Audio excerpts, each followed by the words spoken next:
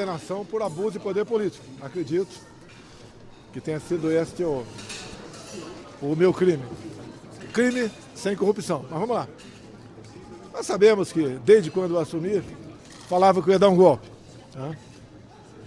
E nós acompanhamos as eleições.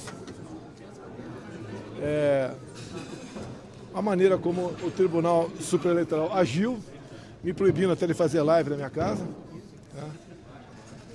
E apareceram os resultados no final ali, o TSE anunciou o ganhador. Tá? Eu me recolhi, a transição foi feita na absoluta normalidade, ninguém do PT pode reclamar de nenhum ministro meu sobre a transição.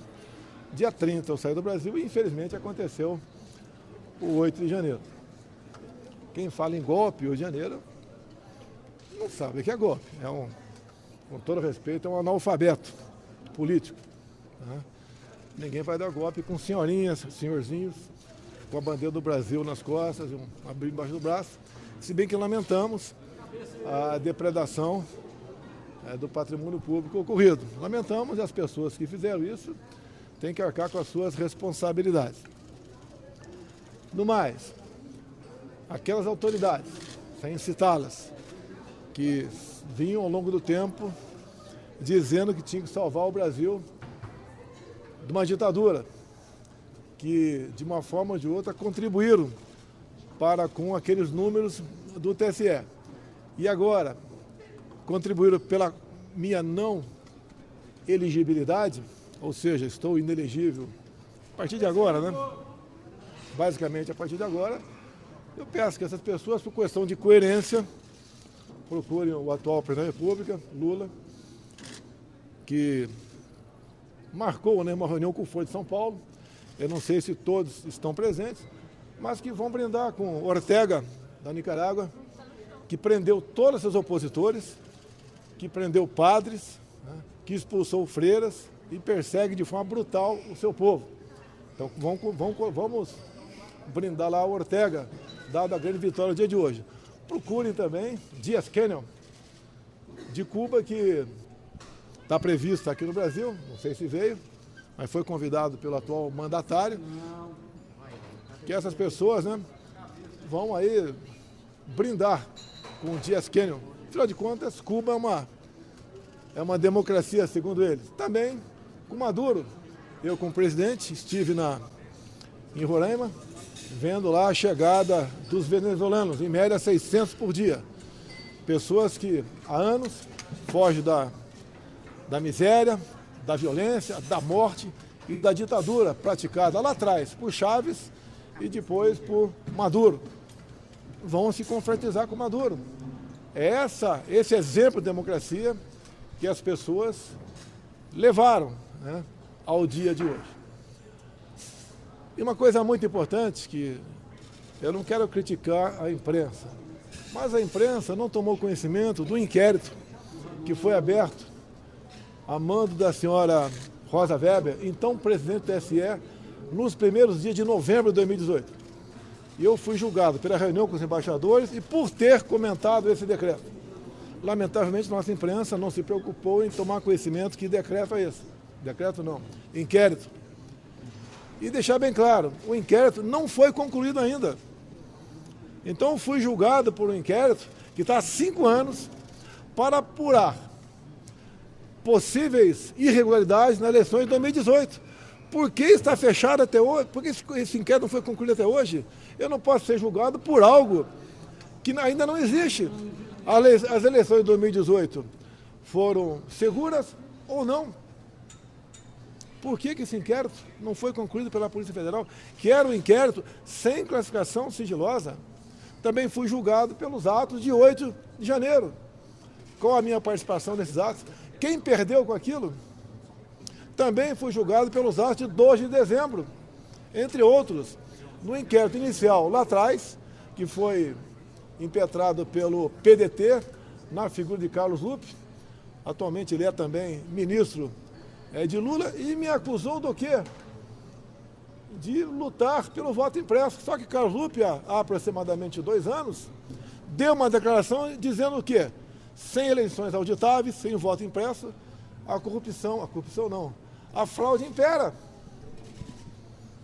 Então o PDT, que sempre teve como bandeira o voto impresso, inclusive baseado em Leonel de Moura Brizola, no caso Proconsult, me acusou. Quando me acusa de querer transparência nas eleições, no caso voto impresso, deixe bem claro. Em 2017, Fernando Mitre, que estava na Band, me perguntou qual o projeto que você sonha em aprovar enquanto deputado para deixar como legado seu. Eu falei, o voto impresso, que desde 2012 eu luto por isso. Foi aprovado o voto impresso pelo menos 3 vezes. Uma das vezes, a última, teve a minha participação junto ao relator, que foi o Rodrigo Maia. Foi vetado, derrubamos o veto, e depois o Supremo disse que é inconstitucional, porque o voto impresso, segundo eles, a maioria deles, atentava contra a segurança das eleições. Eu quero um voto impresso, sempre lutei, como existe hoje no Paraguai. Qual país do mundo adota isso? Eu fui condenado no dia de hoje, por um direito meu de parlamentar lá atrás, defender os projetos que porventura tenha apresentado. Mais ainda, em 99, Zé Dirceu apresentou um projeto de lei nessa mesma linha, nessa mesma direção, e pegou uma declaração de alguém do TSE naquela época, dizendo, está lá na justificativa de José Dirceu, dizendo que poderia a eleição ser fraudada daquela forma que foi realizada em 98, que continua sendo semelhante hoje em dia. Isso é crime, abuso de poder político, por defender algo que sempre defendi enquanto parlamentar. Isso, curiosamente, né, para não querer encher a bola do Zé Dirceu, tão logo acabaram as eleições de 2002, naquele ano, algumas seções do Brasil, ou muitas, tinham o voto impresso, o PT começou a se desinteressar pela possibilidade do voto impresso. E o PT hoje confia 100% nesse processo eleitoral. Você querer acrescentar camadas de segurança é crime na questão eleitoral.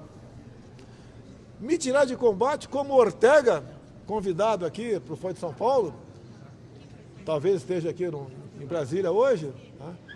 Onde o Ortega prendeu todos os seus opositores. Lá na Nicarágua não precisa ter mais eleição, por aclamação, o Ortega vai continuar sendo ditador. O que fizeram na Bolívia? Prenderam a senhora Janine Áñez, que assumiu a cadeira deixada pelo presidente lá atrás, Evo Morales, até fugiu para a Argentina. Depois, quando a turma do Evo retomou a política na Bolívia, o que fizeram com a Janine Áñez? Aprenderam com a acusação, abuso, atos antidemocráticos. Soa alguma coisa natural no ouvido do povo brasileiro? Atos antidemocráticos. Qual foi o ato antidemocrático dela?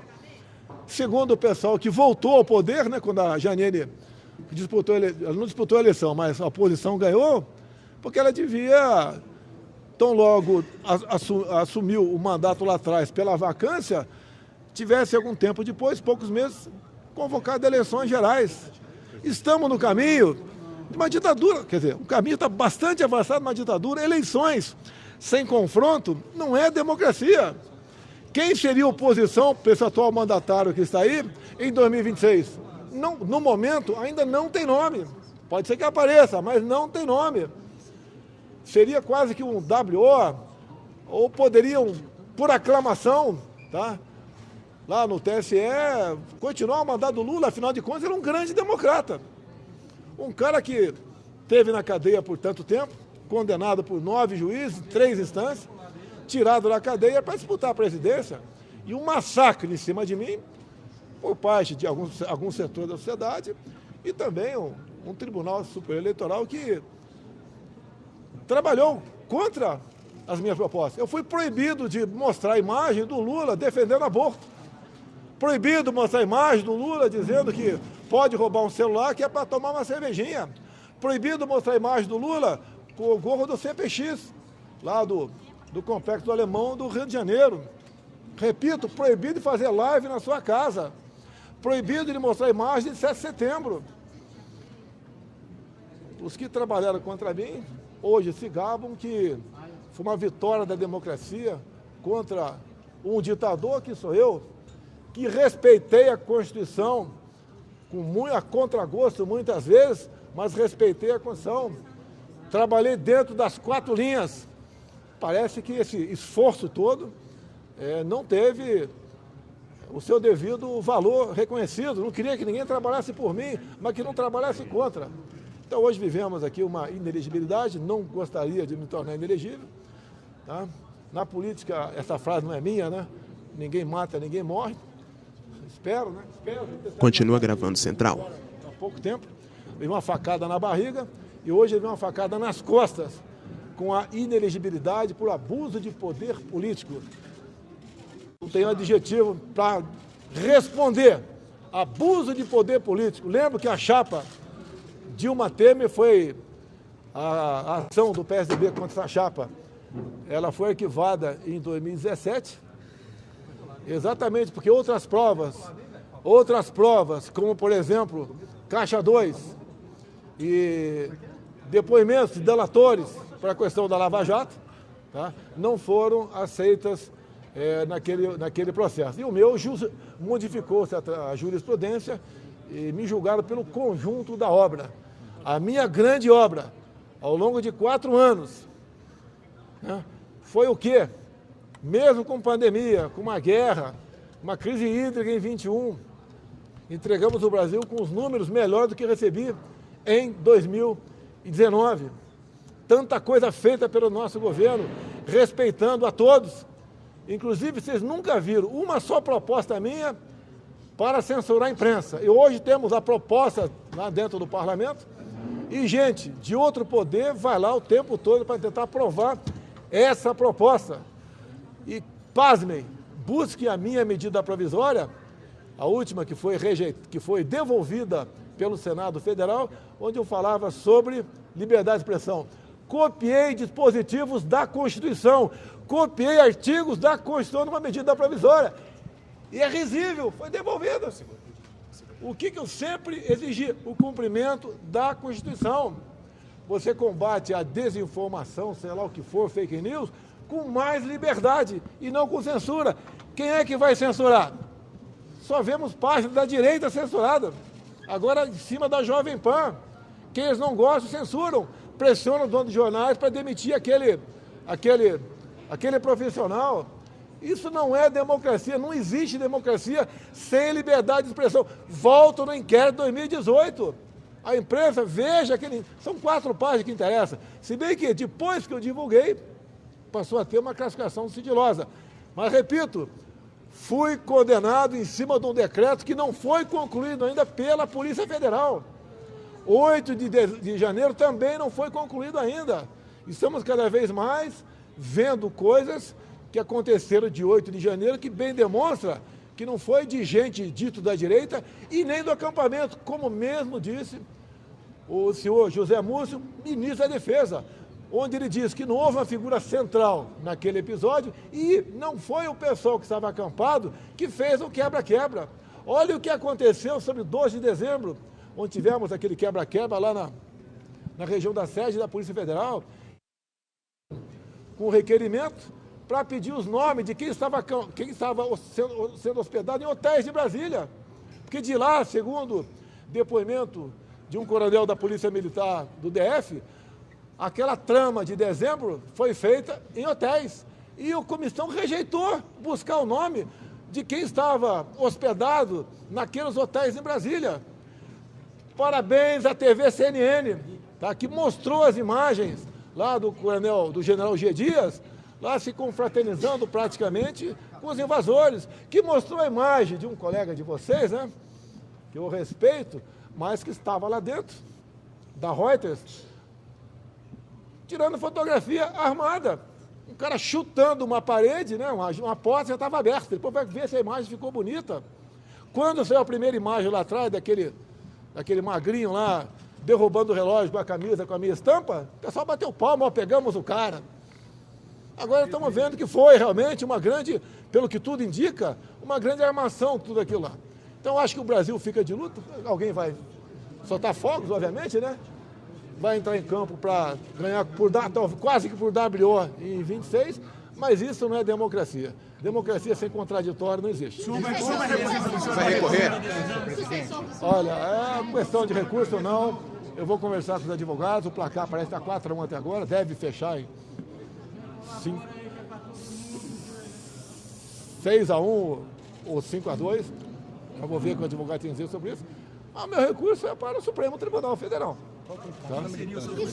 Olha, o que acontece? Eleições. Estava aqui conversando com o pessoal nosso, alguns parlamentares, o Domingos Sávio, o presidente, e a gente vai continuar trabalhando. Não estou morto, a gente vai continuar trabalhando. Pretendemos fazer muitos prefeitos por ocasião das eleições do ano que vem. Não é o fim da direita no Brasil. Antes de mim, ela existia, mas não tinha forma. Ela começou a ganhar materialidade. Hoje, o pessoal sabe o que é o Supremo, o que é o Congresso, o que é o Poder Executivo, o que é o TCU, o que é o STJ. Sabe discutir eleições, sabe o que é Bolsa de Valores, né? Sabe o que é respeito, sabe o que é o legítimo direito à defesa. Começa a cada vez mais entender o que é a propriedade privada, que esse governo aqui cada vez mais vem tomando medidas para suprimi-la. Tá? Sabe o que é essa reforma tributária, que entre outras coisas ali, querem botar no meio dela o imposto sobre, uma taxação sobre herança, querem agora que lá dentro crie um imposto seletivo, onde os petralhas vão decidir o que é bom ou não para a sua saúde, né? E vão taxar ou não refrigerante e outras coisas que tem açúcar. Também a questão do meio ambiente, a petralhada agora, o que eles acham que é bom para o mundo, quem diria, né?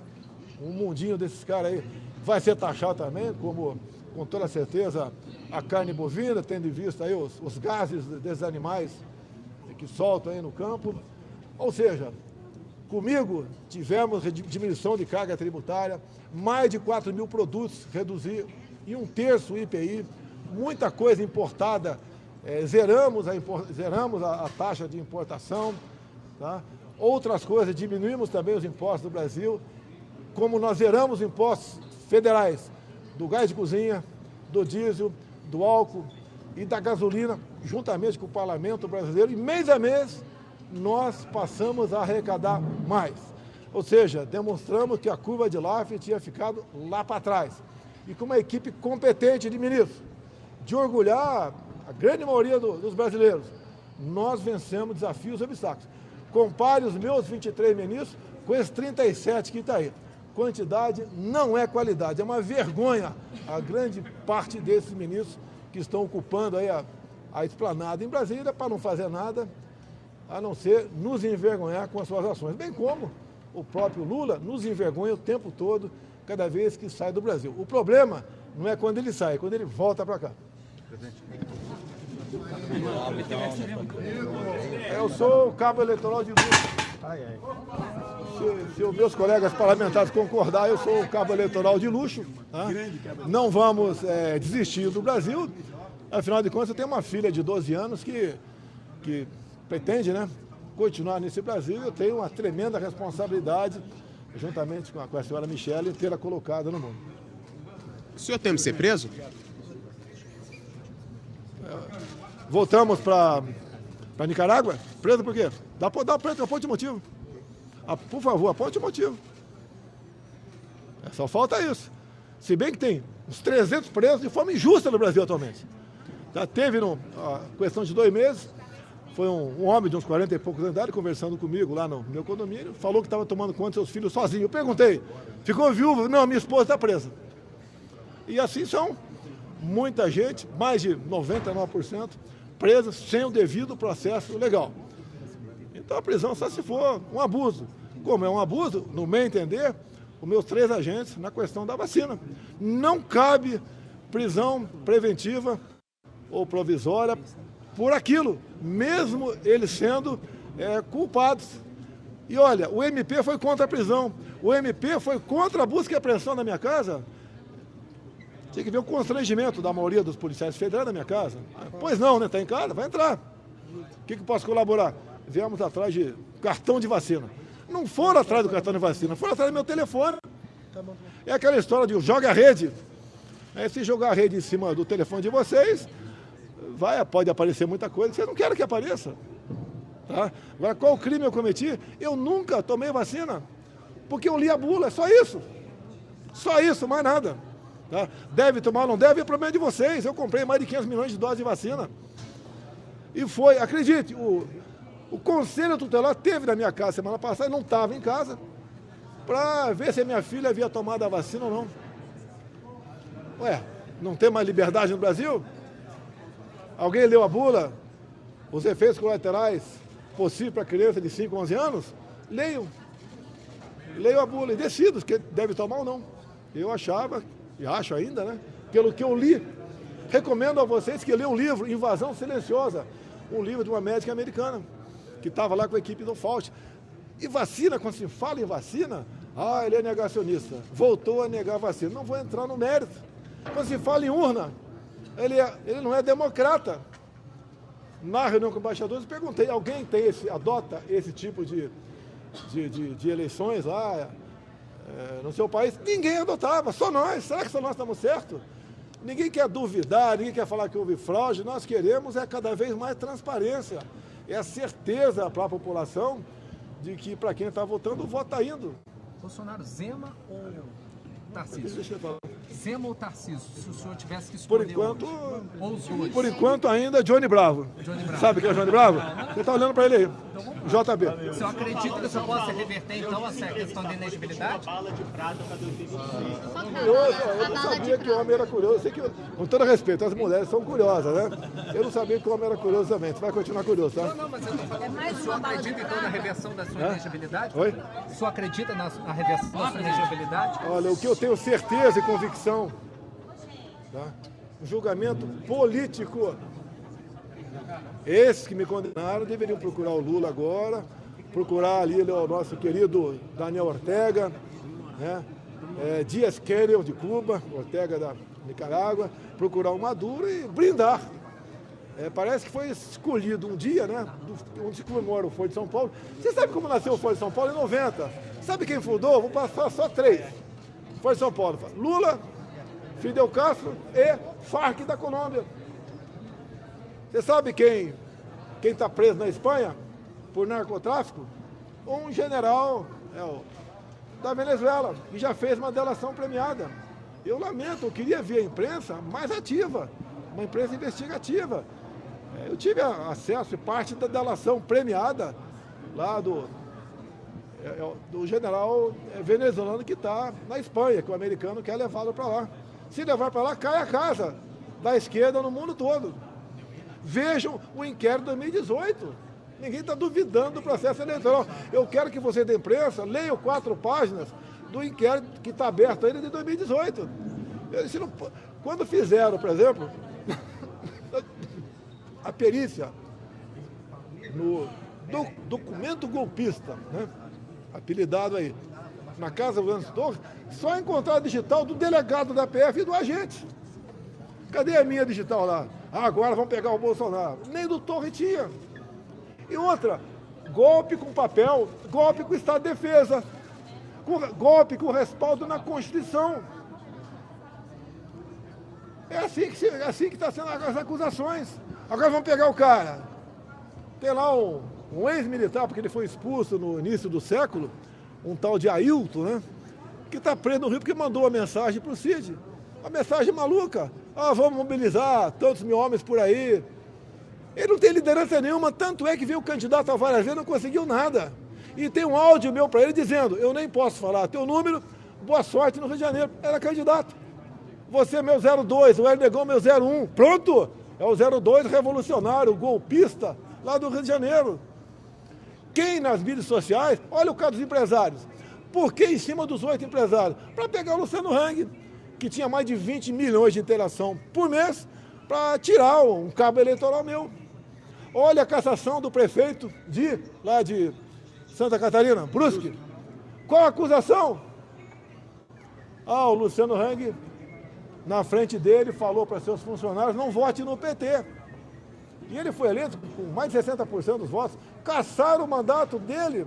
Olha o motivo da cassação do Francisquini no Paraná, 400 mil votos.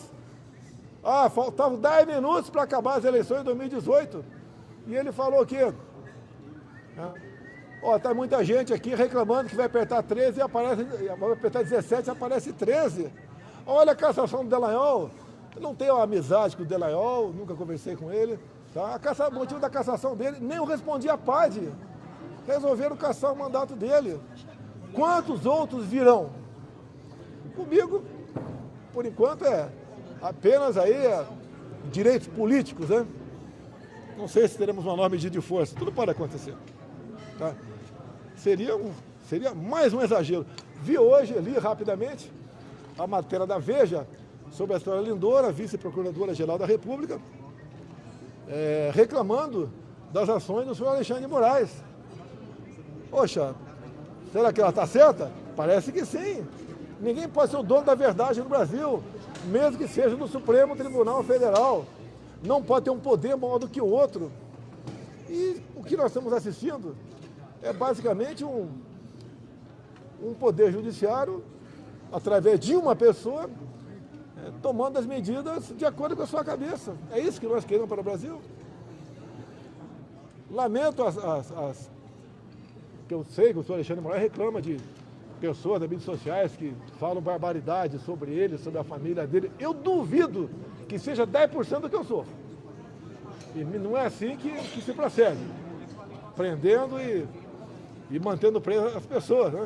Eu, quando me sinto extremamente ofendido, eu vou porque a lei me garante, né? Processo, injúria, calúnia, difamação e toco o barco. O remédio para você combater desinformação, seja lá o que for, é mais liberdade. Quem é que vai dizer que vocês publicaram aí é fake news ou não é? Nem existe no nosso arcabouço jurídico a figura de fake news. E tem gente sendo presa, condenada, expulsa, contas bloqueadas, páginas desmonetizadas por causa disso. Ninguém pode se arvorar aqui como dono da democracia. Tudo que eu fizer, não interessa como, mesmo passando por cima da Constituição, é para um bem maior, ou para evitar o mal. Isso não pode acontecer. Qual o próximo passo, presidente? O senhor vai fazer sem sair para o aeroporto. Com todo respeito a você. Não, eu vou conversar com os advogados aí. A vida continua, tá? Viemos aqui num momento bastante difícil, despedida do senhor Alisson Paulinelli, tá? Um dia que passou para ser emblemático para mim, como foi o meia-dúzia de setembro de 2018, quando levei uma facada pela frente. Hoje levei uma apunhalada com essa adesão. Quem levou a apunhalada não foi Jair Bolsonaro, foi a democracia brasileira. Ok? Vamos sair para lá.